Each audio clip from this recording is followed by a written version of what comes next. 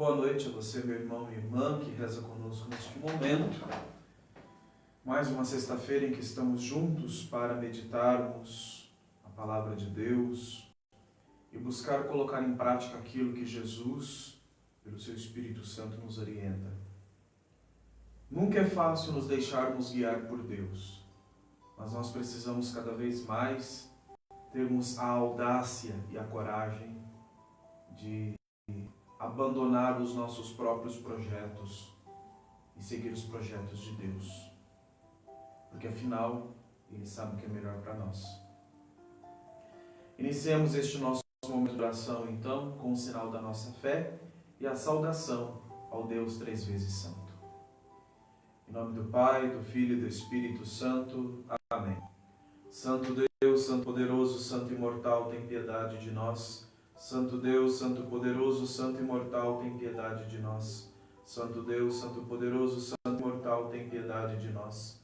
Glória ao Pai, ao Filho e ao Espírito Santo, agora e sempre, pelos séculos dos séculos. Amém. Santíssima Trindade, tende piedade de nós. Senhor, purifica-nos de nossos pecados. Mestre, perdoa-nos as nossas iniquidades. Tu que és santo, cura pelo teu nome as nossas enfermidades e visita-nos. Kyrie eleison, Kyrie eleison, Kyrie eleison. Glória ao Pai, ao Filho e ao Espírito Santo, agora e sempre, pelos séculos dos séculos. Amém. Pai nosso que estais no céu, santificado seja o teu nome. Venha a nós o teu reino, seja feita a tua vontade, assim na terra como no céu. O pão nosso de cada dia nos dai hoje, perdoai-nos as nossas dívidas, assim como nós perdoamos os nossos devedores.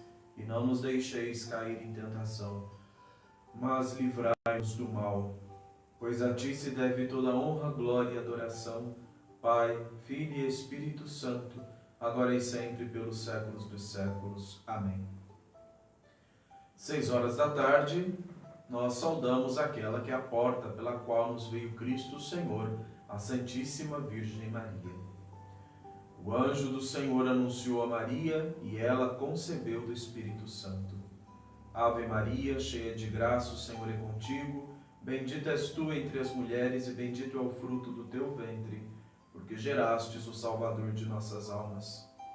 E Maria disse: Eis aqui a serva do Senhor, faça-se em mim segundo a tua palavra. Ave Maria, cheia de graça, o Senhor é contigo. Bendita és tu entre as mulheres e bendito é o fruto do teu ventre, porque gerastes o Salvador de nossas almas. E o Verbo divino se fez carne e habitou entre nós. Ave Maria, cheia de graça, o Senhor é contigo. Bendita és tu entre as mulheres e bendito é o fruto do teu ventre, porque gerastes o Salvador de nossas almas. Glória ao Pai, ao Filho e ao Espírito Santo, agora e sempre, pelos séculos dos séculos. Amém. Invencível chefe dos exércitos, a ti os assentos da vitória, liberta do perigo tua cidade, ó Mãe de Deus, te oferece hinos de reconhecimento. Tu, cujo poder é irresistível, livra-nos de todo perigo, para que te possamos amar. Salve, esposa e virgem. Meus irmãos e minhas irmãs, nós iremos meditar hoje, por um erro meu, o Evangelho do domingo passado. Eu acabei me confundindo nas datas e meditamos o Evangelho semana passada do que seria domingo próximo. Mas mesmo assim, como o nosso momento é um momento de oração e meditação da Palavra de Deus, meditar a Palavra de Deus nunca é perder tempo.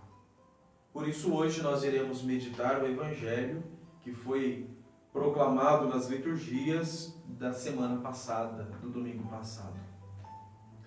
O Evangelho então se encontra no Evangelista São Lucas, claro, no capítulo 16, a partir do versículo 19.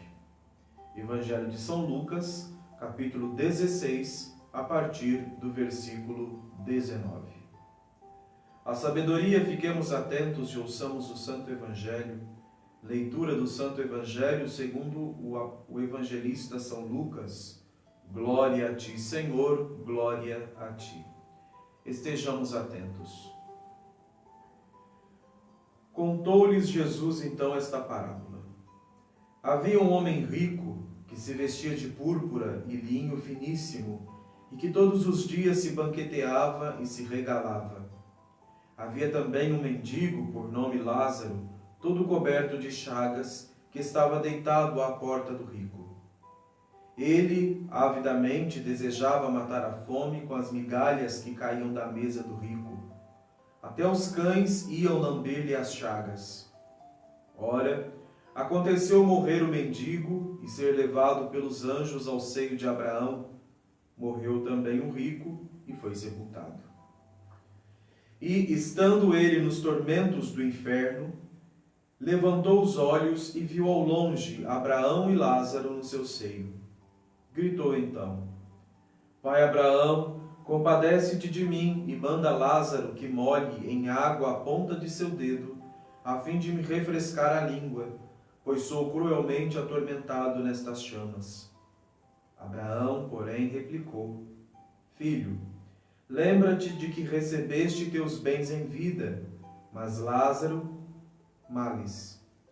Por isso, ele agora aqui é consolado, mas tu estás em tormento. Além de tudo, há entre nós e vós um grande abismo, de maneira que os que querem passar daqui para vós não podem, nem os de lá passar para cá. O rico disse: Rogo-te, então, Pai, que mandes Lázaro à casa de meu pai, pois tenho 5 irmãos, para lhes testemunhar que não aconteça virem também eles para parar neste lugar de tormentos. Abraão respondeu: Eles lá têm Moisés e os profetas, ouçam-nos. O rico replicou: Não, pai Abraão, mas se for a eles algum dos mortos, se arrependerão. Abraão respondeu-lhe: Se não ouvirem a Moisés e aos profetas, tampouco se deixarão convencer, ainda que ressuscite algum dos mortos. Amém. Glória a ti, Senhor, glória a ti. Meus irmãos e minhas irmãs, este evangelho, narrado por São Lucas, ele vai nos deixar claro 2 realidades eternas. A primeira realidade é o paraíso, a salvação, ou como diz aqui a Escritura, o seio de Abraão, onde se encontram os bem-aventurados. A outra realidade é o inferno, aonde não são mandados por Deus, mas na verdade nós, com nossas atitudes, vamos escolhendo para onde queremos ir. Hoje, conversando com uma senhora, nós estávamos falando sobre salvação, e eu disse para ela que a salvação já nos foi garantida por nosso Senhor Jesus Cristo. Mas eu preciso confirmar esta salvação com as minhas atitudes. Eu preciso transbordar na minha maneira de falar, de agir, de ser, a salvação que me foi conferida. Eu posso muito bem também, com as minhas atitudes, garantir para mim o inferno. Deus não nos manda para o inferno. Nós escolhemos, através das nossas atitudes, irmos para o inferno. Por isso que é tão importante nós meditarmos sempre cada vez mais como estão as nossas atitudes. E se acaso hoje eu fosse chamado para a eternidade, para que lugar eu iria? Para onde as minhas atitudes me enviariam? E aqui neste evangelho, o rico não foi condenado por ser rico. E nem Lázaro foi salvo por ser pobre. Mas o determinante deste evangelho é exatamente a caridade que não foi exercida. E, de certa forma, a resignação que Lázaro demonstrou em não maldizer aquele que não lhe praticava a caridade, que não sequer lhe dava as migalhas que caíam da sua mesa. Aqui eu não estou batendo palma e incentivando ninguém a permanecer em pobreza. Muito pelo contrário, aqui Jesus vem nos alertar para que nós, quando não recebemos o benefício que precisávamos, que nós não nos levantemos em calúnia e maledicência contra aquele que nos negou, mas que nós, muito pelo contrário, tenhamos a serenidade daquele que sabe quem é o nosso advogado e o nosso defensor. O que condenou o rico ao inferno, como diz aqui a Sagrada Escritura, não foi a sua riqueza, mas foi exatamente ter a oportunidade de praticar a caridade e não praticar. Ele se omitiu. E nós precisamos também pensar na nossa realidade. Quantos de nós podemos praticar a caridade? Se não for dando um prato de comida a quem precisa, ao menos dando um conselho a quem está desnorteado, oferecendo um ombro amigo para quem está desolado,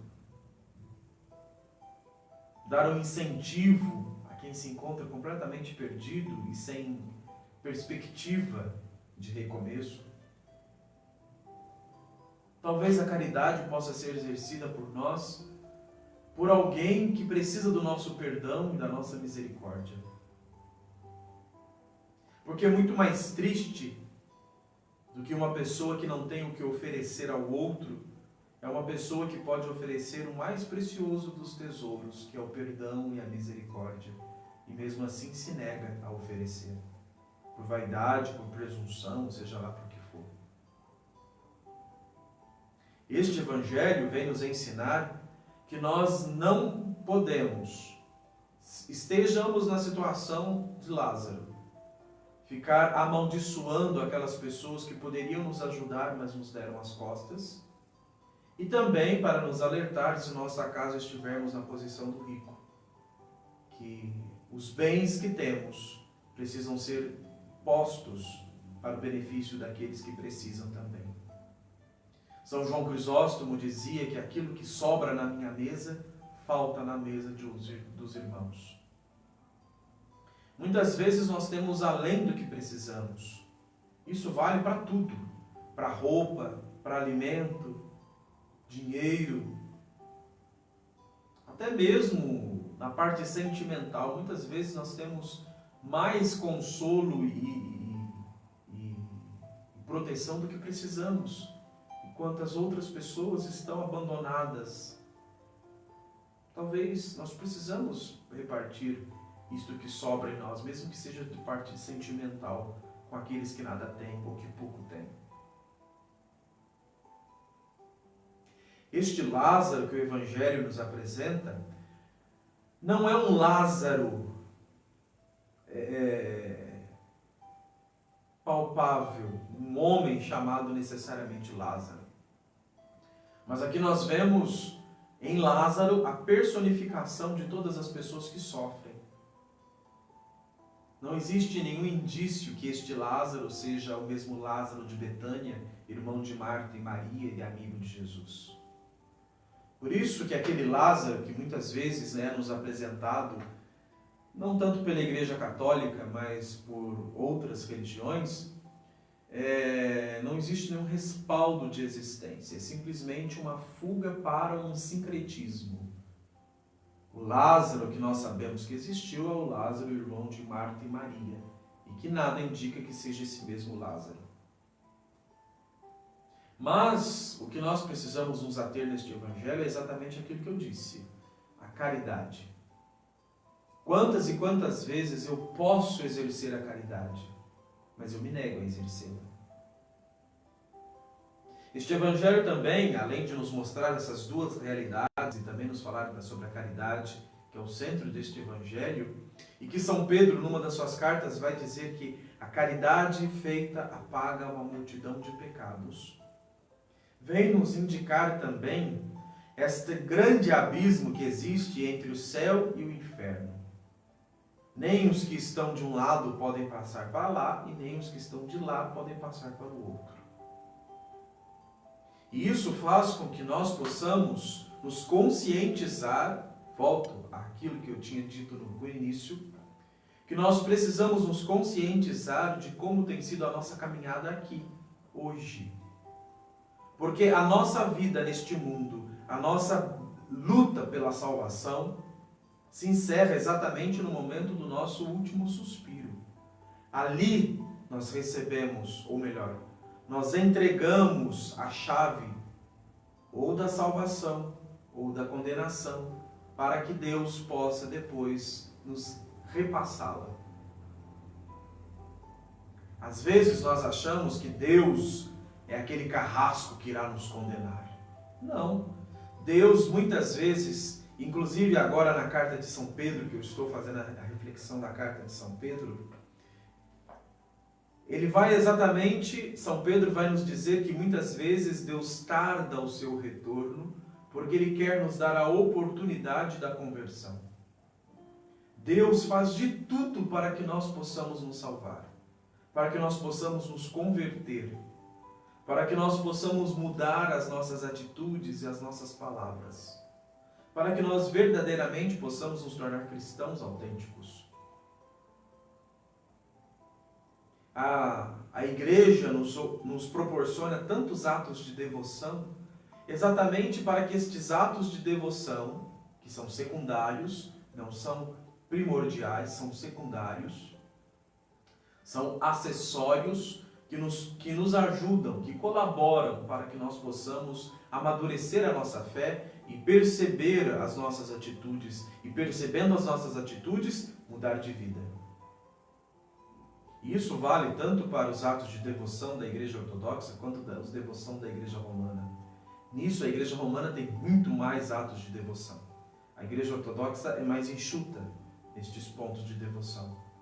A Igreja Romana tem o terço, tem as coroinhas, que são orações próprias de cada santo, tem o terço da Divina Misericórdia, e tantos outros terços, novenas, trezenas, quinzenas, né? Tantos atos de piedade. A Igreja Ortodoxa também tem, mas é mais cristocêntrica, é mais direcionada a Cristo. Mas a Igreja nos proporciona esses atos de devoção não como meios eficazes de salvação, mas como colaboradores para a nossa conversão. Quando eu rezo o terço, eu preciso meditar em cada dezena daquele terço, em cada mistério que eu rezo, para que aquele mistério toque a minha vida e eu me converta. Quando, nas aparições, Nossa Senhora diz que quem reza o terço se salva, não é simplesmente o ato de pegar o terço e debulhar o terço, como dizia minha avó. Mas eu preciso fazer com que aquele terço que eu estou rezando toque profundamente a minha alma e me faça converter do meu caminho. Porque se eu rezo o terço e não pratico a caridade, e não exerço a misericórdia, eu serei condenado. Assim também vale para aquilo que é o auge e o ápice da nossa vida cristã, que é a Santa Eucaristia. Se eu comungo todos os dias, mas eu não discerno, eu não percebo que eu recebo o corpo e sangue do Senhor, e que eu preciso fazer com que a minha vida se amolde à vida de nosso Senhor, de quem eu recebo o seu corpo e sangue, e continuo não praticando os atos de piedade, os atos de misericórdia, continuo não exercendo a caridade para com quem precisa, eu estou me condenando.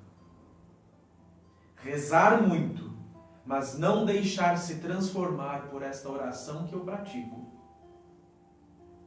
não me leva à salvação. Jesus mesmo vai dizer num dos seus evangelhos: nem todo aquele que me diz Senhor, Senhor entrará no reino dos céus, mas aquele que ouve a palavra de Deus e a põe em prática. Muitas vezes nós achamos que a nossa salvação consiste nos glórias, améns e aleluias que nós dizemos dentro das nossas igrejas. Mas é lá fora da igreja, é no seio da minha família, é no meu trabalho, é com os meus amigos, que eu vou verdadeiramente dar testemunho dessa salvação que nosso Senhor Jesus Cristo deu a cada um de nós.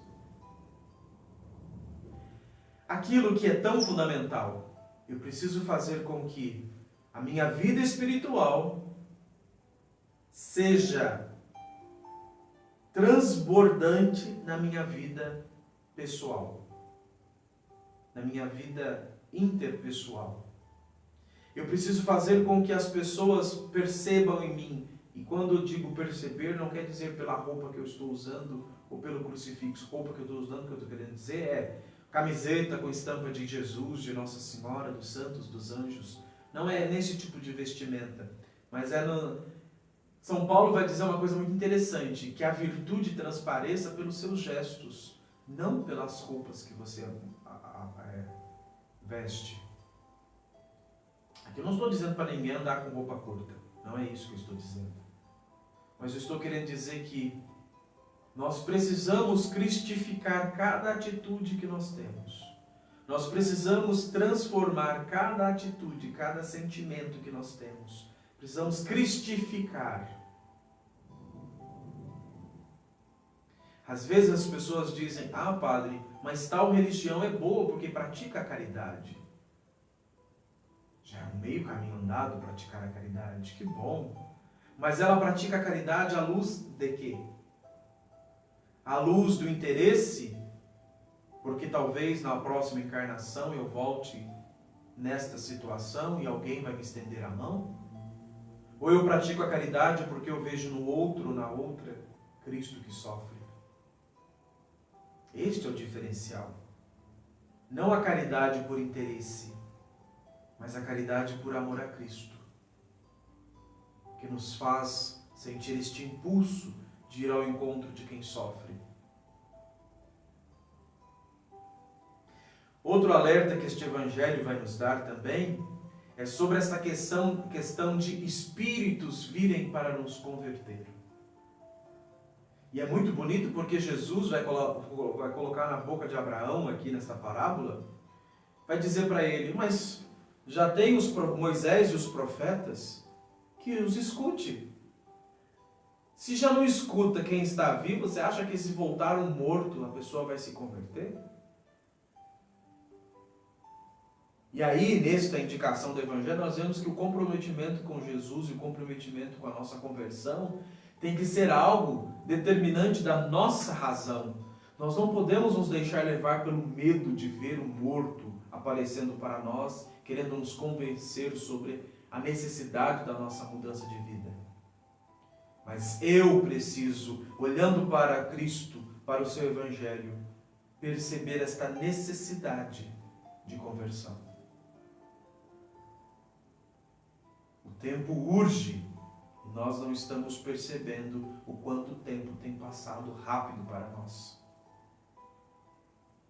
Que nós não sejamos os insensatos que vão se gloriar de ter o melhor carro, a melhor casa, o melhor casamento, os melhores filhos, os melhores roupas, os melhores celulares, televisão, videocassete não usam mais, os melhores tudo.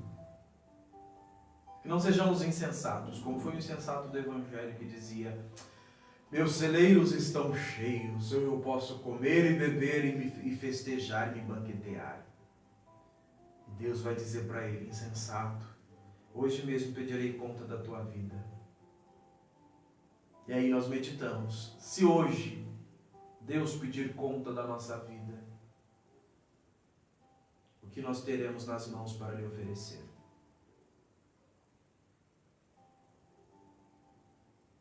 Talvez Deus não nos questione sobre quantas orações nós fizemos ou de quantas celebrações nós participamos. E talvez até conte contra nós a quantidade de oração e de celebrações que participamos, sendo que nós não produzimos os frutos que esta intimidade com Deus deveria produzir em nós. De olhar o outro e se compadecer do outro. Daquele que sofre com fome, com sede, ou daquele que pecou contra nós. Que Deus nos ajude a entendermos a urgência da nossa conversão e a necessidade de condicionarmos os nossos gestos, as nossas palavras ao Cristo Jesus e ao seu Evangelho. Torna a dizer, tempos sombrios se aproximam. Muitos daqueles que se acham escolhidos e ungidos vão abdicar da fé. Vão tentar transformar Jesus à sua imagem e semelhança, quando na verdade nós precisamos nos transformarmos à imagem e semelhança de Cristo. Muitos vão deturpar a palavra de Deus e arrastar junto de si muitas e muitas pessoas ao erro. Rezemos e imploremos a Deus sua misericórdia, para que nós estejamos entre aqueles que Ele ama, sustenta e ensina. Que Nossa Senhora, como nossa boa mãe, nos tome pela mão e nos conduza ao seu Filho Jesus e nos ensine a fazer tudo o que Ele disser. Oremos a Deus. Pai de misericórdia, Senhor das luzes, instrui-nos em Teus caminhos, faz-nos compreender os Teus mandamentos, conforma a nossa vida à vida do Teu Filho Jesus Cristo, e faz-nos seus imitadores. Dai-nos, Senhor, a coragem de sermos testemunhas do Teu Filho Jesus Cristo. Se necessário for com a nossa própria vida, mas enquanto isto não chega, ao menos com as nossas palavras e com os nossos gestos, transforma o nosso coração duro. Dai-nos a graça de uma conversão sincera. Concede-nos a maturidade na fé.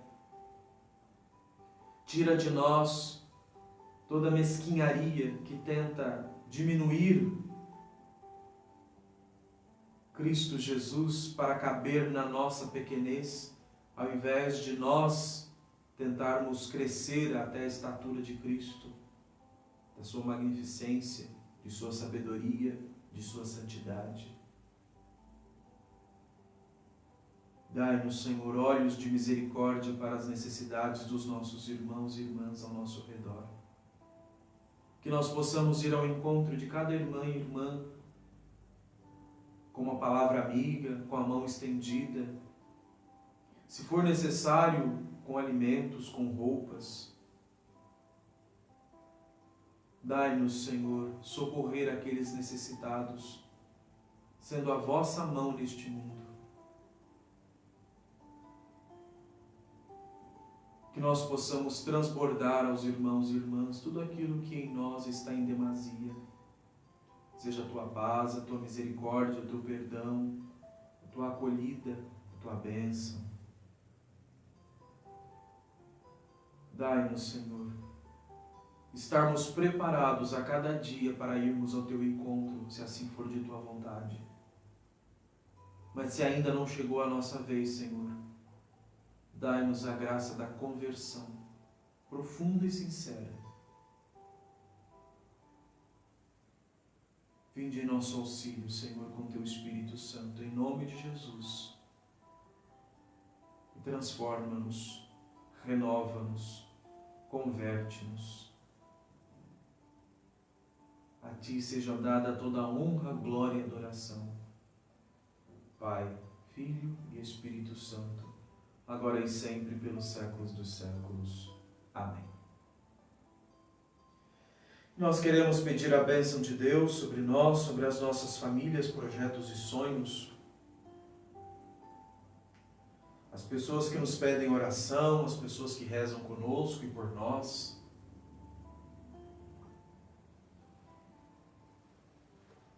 Quantas e quantas vezes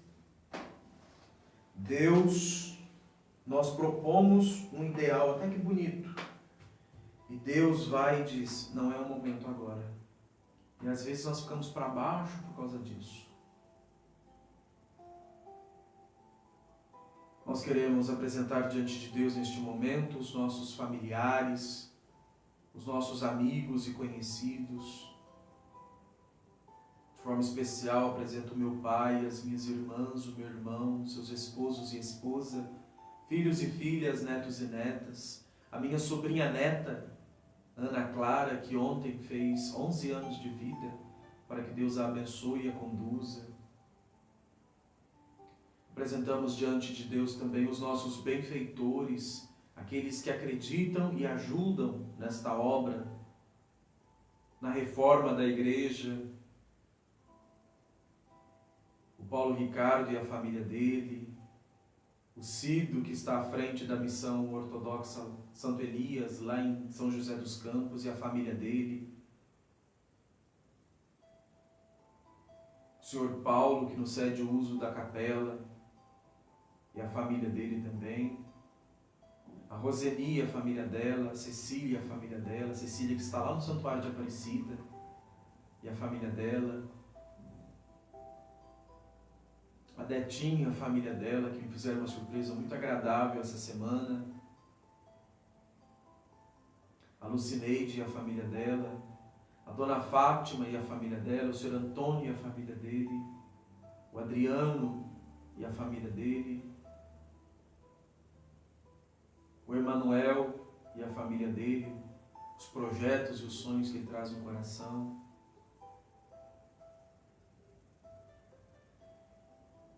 Tantas e tantas outras pessoas que se recomendaram às minhas orações. O Sr. Antônio, lá do Mato Grosso,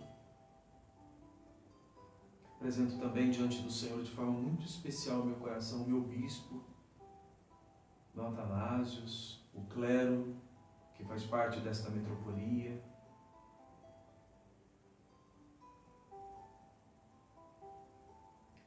As pessoas que me fizeram e ainda me fazem o bem por amor a Deus, e aquelas também que me fizeram e ainda me fazem o mal, para que o Senhor olhe com misericórdia para cada um deles. Pelas pessoas cujos nomes estão escritos no livro sobre o altar. Cada um deles que seja lembrado no coração de Deus neste momento. Padre Rafael, reverendo da Igreja Anglicana, grande amigo, que Deus olhe por ele, pela missão dele também, pelas nossas necessidades espirituais e temporais. Tudo nós apresentamos diante do Senhor nesse momento. A nossa proteção está no nome do Senhor, que fez o céu e a terra. Bendito seja o nome do Senhor, agora e para sempre. Ó Cristo, nosso verdadeiro Deus, pelas orações da Tua puríssima e irrepreensível Santa Mãe, pelo poder das potestades celestes e incorpóreas, pelas orações do glorioso profeta e precursor João Batista, do glorioso profeta Santo Elias, dos santos e gloriosos apóstolos dignos de todo louvor, dos santos progenitores de Cristo Deus, Joaquim, Ana e de todos os teus santos, tende piedade de nós e salva-nos, tu que és bom e filântropo. Que a bênção do Senhor, por sua divina graça e filantropia, desça sobre vós a todo momento, agora e sempre, pelos séculos dos séculos. Amém. Pelas orações de nosso Pai, Arcebispo Metropolita, o Senhor Jesus Cristo, nosso Deus, tenha piedade de nós e nos salve. Amém. Fica então o nosso convite para que você possa estar nos ajudando na reforma da nossa igreja. Infelizmente, não será possível a inauguração dela agora em novembro. Eu já presumia isso, mas tudo bem. Agora nós precisamos ligar a água da igreja. E se Deus quiser, semana que vem nós estaremos colocando os vidros, que faltava colocar os vidros, se Deus quiser. Então, se você puder e quiser, por favor, ajude na reforma da igreja, tá bom? E como retribuição, nós estaremos rezando sempre por você e pelas suas intenções, pela sua família. Que nós possamos perseverar na fé. Que nós não nos abalemos diante das dificuldades que o mundo vai nos apresentar daqui para frente. Mas que sempre possamos olhar para a cruz de Jesus e dizer: o Senhor é meu apoio, meu refúgio e o meu libertador. Em vós eu confio, meu Deus, e eu sei que eu não serei confundido. Bom e abençoada noite a todos, na graça de Deus e na proteção de Nossa Senhora. Bom final de semana. E nós nos vemos, então, semana que vem, às 18 horas, se Deus quiser. No mais, fiquem em paz.